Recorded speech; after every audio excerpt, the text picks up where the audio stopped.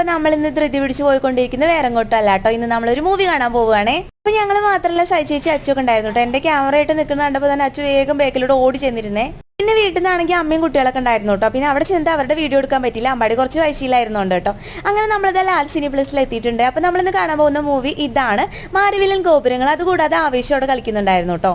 ഇന്ന് റിലീസ് ചെയ്യുന്ന മൂവിയാണ് കേട്ടോ മാരിവില്ലൻ ഗോപുരങ്ങൾ. അപ്പോൾ ഏട്ടൻ ടിക്കറ്റ് എടുക്കാൻ പോയിരിക്കുകയാണ്. ആ സമയം കൊണ്ട് നമ്മുടെ വണ്ടിയാണെങ്കിൽ അമ്പാടി ബേക്കിലോട്ട് ഉന്താൻ പറ്റുമോ, അവന് ശക്തി ഉണ്ടോ എന്നൊക്കെ ടെസ്റ്റ് ചെയ്തുകൊണ്ടിരിക്കുകയാണ് കേട്ടോ.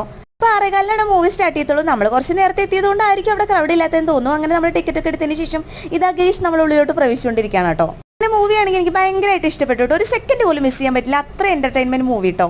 ഇന്റർവെൽ ടൈമിലാണെങ്കിൽ അച്ചു ലഡ്ഡു മിഠായിക്ക് കൊണ്ടുവന്നിട്ടുണ്ടായിരുന്നു. അതെല്ലാം ഞങ്ങൾക്ക് തന്നുകൊണ്ടിരിക്കുകയാണ് കേട്ടോ. അവൾ +2 പാസ്സായതിൻ്റെ ട്രീറ്റ് ആണെന്നാണ് പറഞ്ഞത്. അങ്ങനെ ഞങ്ങൾ കുറച്ചു നേരം പുറത്തൊക്കെ ഉലാത്തിയതിന് ശേഷം ഞങ്ങളൊരു പോപ്കോൺ വാങ്ങിക്കാൻ വേണ്ടി പോവുകയാണ് ഗൈസ്.